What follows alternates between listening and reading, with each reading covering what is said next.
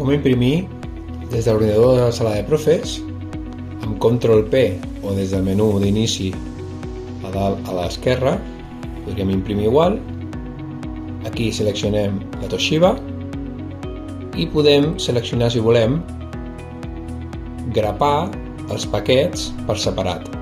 Si li donem a Finishing i després el tipus de grapat, aquí sota, on volem el grapat, li donem a OK i ja només ens queda donar-li d'acord.